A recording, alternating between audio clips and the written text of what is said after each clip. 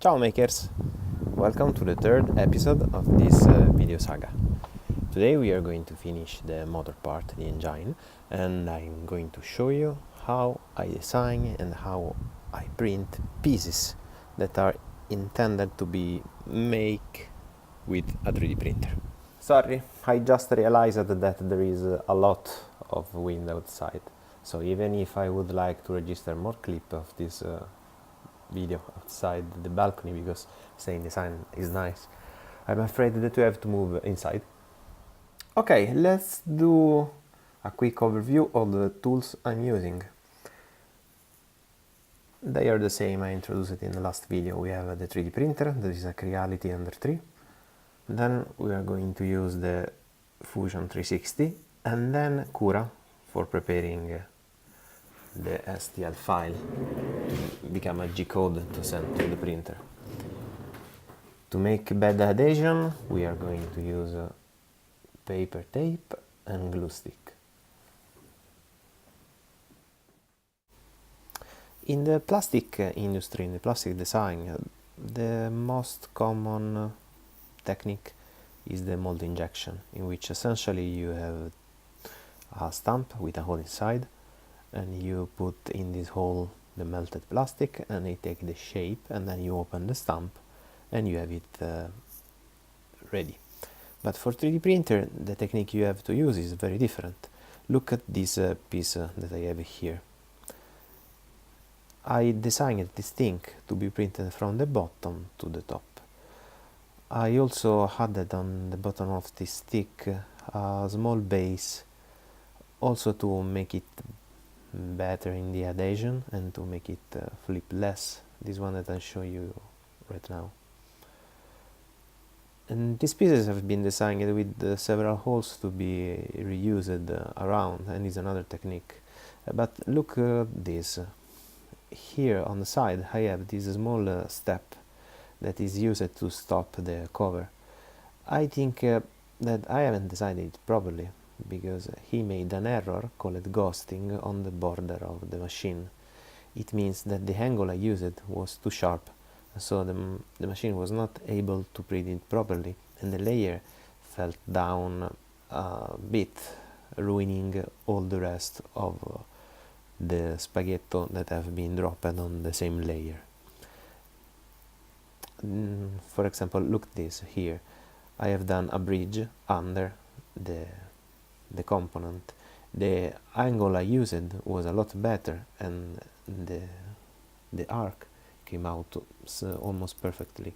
The only part in which the spaghetti fell down was the very top end, because yes, the angle was too sharp, and as you can see on the side of this thing I had a small ghosting on that layer.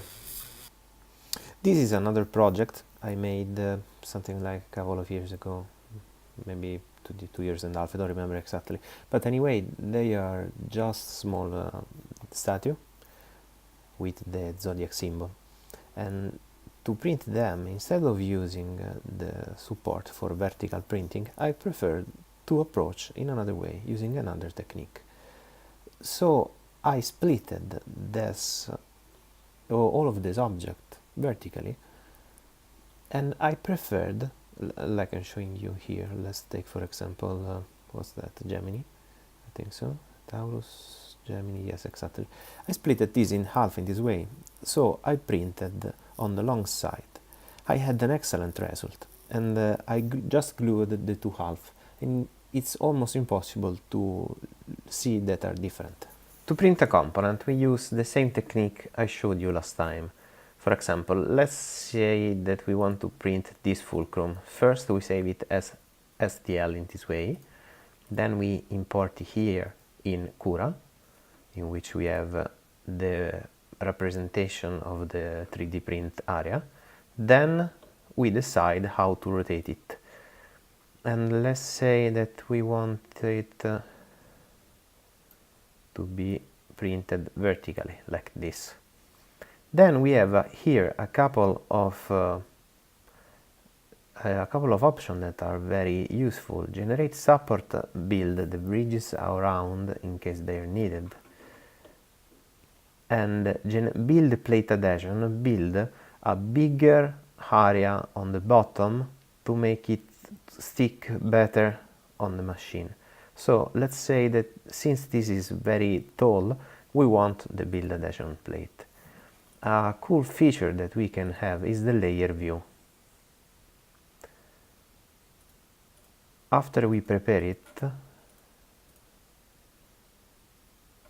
we can see what's the path the 3D printer will have.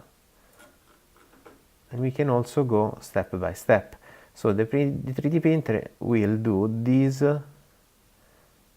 then that, then we'll go up like this, and we'll go up like that. This is what the 3D printer is going to do. Having this vision, you can predict where a problem could happen and fix it in the design or fix it here with the support. For example, let's remove the build adhesion plate. I show you what will be the difference. In that case, we don't have anymore that area, but we have these circles. This is a trick that is used to prevent the small spaghetti that come outside the nozzle when it's preparing the temperature to touch our current design. So these circles are done to clean the hot end. And this is the new bed. New tape, new glue. The glue was purple but is slowly disappearing. Okay, and this is the final result. There have been a moment here in which the print probably floated too much and we got these things. Let me zoom in a bit. Okay, this is the fulcrum we designed. It is very small, as you can see my finger, so I have to say that the printer has done a good job for this is such a small resolution. But anyway, the problem is this one here. Probably the printer floated a bit and this thing have done stuff like this and it was not precise. Okay, this is the problem. But I have to say that I'm satisfied about this thing. Let's remove the bed adhesion this way. And now it's time to assembly. Now we have all the parts and we are ready to assembly the motor engine. So these are more or less the same. So okay, first we put the wheel in its hole here. Then we take one fulcrum and put it inside in this way. And we're going to have it here with this hole. This will fix it to prevent this. The second one is put it here in this way.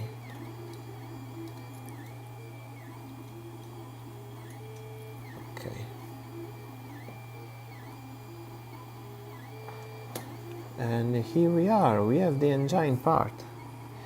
Well, I just realized that I make a small error because this is not doing the vertical movement I wanted, but let's say that for the first assembly prototype it's fine, it's okay. Well, let's turn on the engine. Okay, the time of truth. Let's see if all of this stuff are working. Okay, rullo di tamburi and yes, it works. Oh, it seems that I haven't stopped it properly, but it's okay. Now it's trial number 2. Go! Hey, it works, and it works nice. Super cool. Let's try to reverse it. Yes, it works in both the direction. I'm so happy that it's working.